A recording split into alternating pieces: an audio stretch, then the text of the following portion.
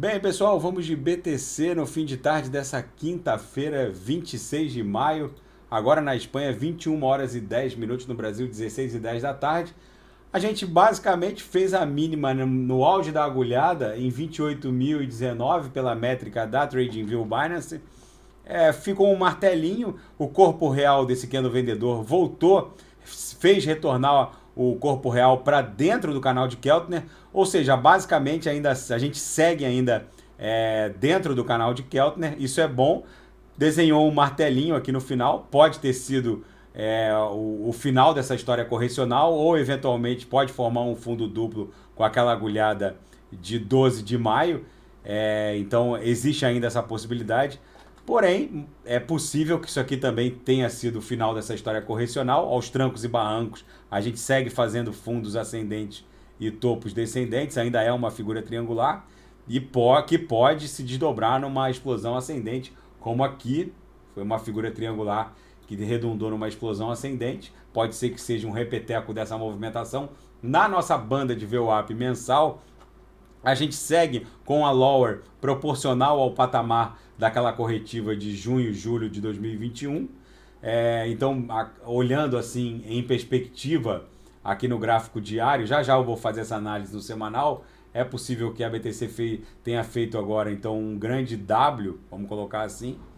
Pode ser que essa acumulação temporalmente guarde alguma proporção de extensão temporal com essa aqui, já que a BTC ela está presa num retângulo acumulacional, como a gente pode analisar aqui no gráfico semanal.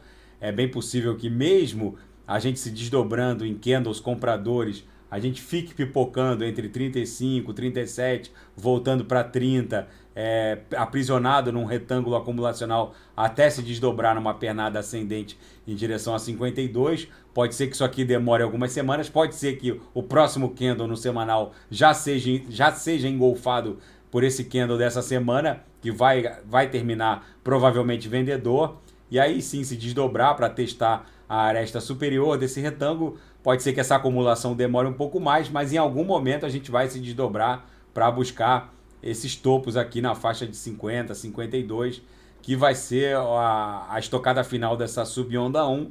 Depois a gente vai formar uma onda 2, depois uma onda 3 até 69, 70 mil, uma onda 4 e depois uma onda 5 em direção a 100 mil dólares. É normal essa volatilidade. No intraday ficou muito selvagem a volatilidade de hoje. Eu estou agora aqui nos 5 minutos. Vocês vejam que a gente esgarçou bem a lower. Quem fez uma entrada aqui, eu sempre recomendo lá no curso de análise técnica, sempre que encosta na lower, ter capital para fazer 2 ou 3 entradas. Quem entrou aqui no toque da lower fez mais uma ou duas, fez mais uma entrada nesse quadrante, fez mais uma entrada nesse quadrante, mais uma entrada nesse quadrante. Acabou fazendo 4 entradas. Então, é sempre importante, depois da primeira entrada, ter capital para fazer pelo menos mais 2 ou 3 entradas. Quem fez mais 3 entradas acabou pegando um retorno a VWAP espetacular. Esse setup de retorno a VWAP é muito eficaz. Basicamente, a gente foi testar o patamar da lower lá de 11 e 12 de maio, em que a BTC agulhou forte na esteira do crash Luno ST. Então, olhando em perspectiva, é possível até vislumbrar que a gente talvez esteja desenhando um W aqui e não uma figura triangular. Mas o fato é que a gente segue acumulando dentro da nossa grande grade curvilínea de expansão logarítmica da BTC. Normal essa volatilidade. A BTC se descolou negativamente da Nasdaq. A Nasdaq chegou a estar subindo mais 3% e a BTC ali ou no nível da estabilidade ou agulhando, como ela passou o dia protagonizando, ou ficava estável ou agulhava. Ela chegou a ficar positivada, mas agulhou forte para o patamar de 28 mil dólares. Muitas altcoins sangraram muito hoje em razão de um bug na atualização Beacon da Ethereum, que aconteceu em dezembro de 2020, no final do ano retrasado, mas que apresentou uma instabilidade na madrugada do dia 25 para o dia 26 hoje, em que durante 7 blocos a rede ficou titubeante, titubeou entre um fork que aconteceu e os mineradores eles têm que optar por um dos lados da rede e houve 7 blocos de atraso até que a rede se decidisse e os mineradores confirmassem os blocos por um lado da rede. Esse tipo de instabilidade não é admissível. O Beacon foi uma atualização criada para proporcionar validações à base de Proof of Stake e iniciar essa migração de Proof of Work por Proof of Stake. Mas, pelo visto, ainda está muito instável. Então, essa ETH Merge ou ETH 2.0 deve atrasar. E esse bug abriu meio que um pânico nas outras altcoins que cederam muito mesmo em relação ao BTC.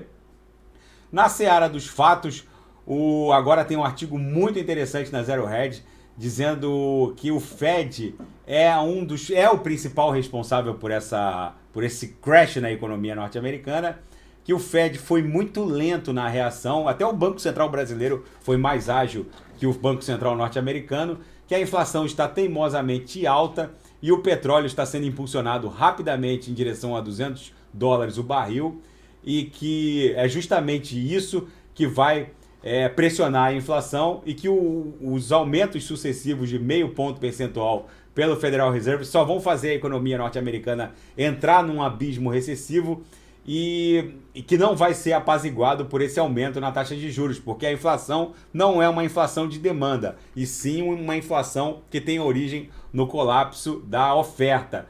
E vem uma série de questionamentos irônicos, já que toda essa política externa norte-americana que está impondo escassez de commodities energéticas, justamente porque o Joe Biden e a sua vice-presidente meio que cortaram relações com a Arábia Saudita, e os Estados Unidos pode fazer muito pouco em relação ao aumento na produção de petróleo. A OPEP, agora liderada pelo Mohammed bin Salman, o príncipe herdeiro saudita, deu sinal verde no sentido de que vai apoiar a Rússia em todos os sentidos, inclusive dentro da OPEP. Ou seja, o mundo está se dicotomizando e a política externa do governo Biden está só aumentando a escassez e encarecendo as commodities energéticas, criando imbróglios geopolíticos em todos os cantos do planeta. E aqui o economista pergunta em tom irônico: quem poderia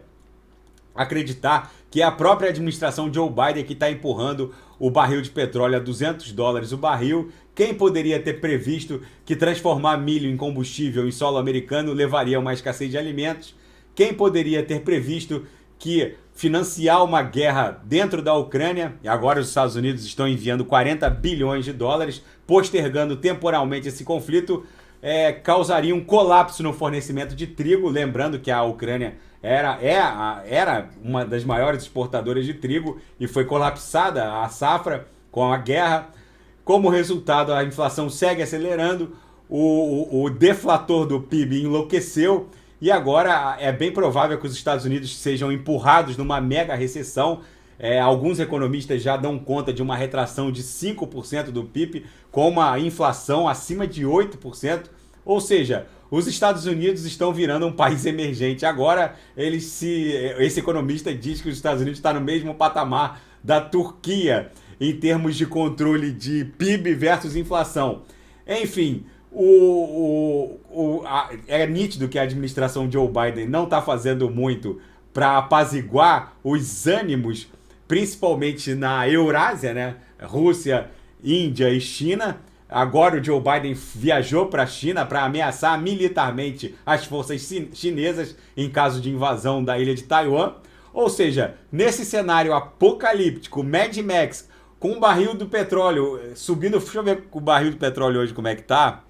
O Brent hoje está em $117, subindo 2,40%. Se o barril do petróleo indo para $200, vai ser bom para o Brasil. A Petrobras já está promovendo lucros recordes e sucessivos, nunca antes imaginado. Mas, enfim, o Brasil, como um grande produtor de commodities, vai acabar saindo beneficiado desse desastre que é a administração Biden. Mas, enfim, nesse cenário geopolítico hecatômbico, nuclear, Mad Max, sair do mundo cripto, sair da BTC, desembarcar da Bitcoin, na minha leitura, é uma insanidade. O George Soros diz que o mundo está caminhando forte e o Joe Biden está promovendo um grande esforço para deflagrar uma terceira guerra mundial. E nesse cenário em que uma nova referência de valor vai ser buscada pelo sistema financeiro planetário, desembarcar do mundo cripto, na minha leitura, continua sendo uma insanidade. A BTC basicamente segue respeitando a nossa grade curvilínea de expansão logarítmica e exponencial. Existem muito FUD na história, existem analistas que preveem a Bitcoin a 10 mil, eu já li até 3 mil dólares, mas eu ouso afirmar que a BTC sobe desabando, mas sobe. Essa movimentação que ela protagonizou hoje, de esgarçar a Lower aqui até a faixa dos 28 mil e voltar rápido em direção à VWAP, eu avisei no auge aqui da queda que eu estava analisando alguma altcoin aqui no canal, que ela ia voltar rápido para ver o VWAP, para o patamar de 29 mil dólares. Num primeiro momento, as altcoins sentem, não voltam com tanta rapidez, mas num segundo momento, elas voltam. Vocês vão perceber que muitas altcoins, num retorno da BTC para um patamar acima de 30 mil dólares, a gente vai amanhecer com tudo isso aqui no azul. Tá bom, pessoal? Fica esse registro da BTC, que sobe desabando, mas sobe. Se nada fugir do script, eu volto amanhã para analisar a própria BTC. Fiquem com Deus e quem quiser sugerir alguma análise, é só colocar nas mensagens abaixo. Grande abraço, até amanhã, fiquem com Deus.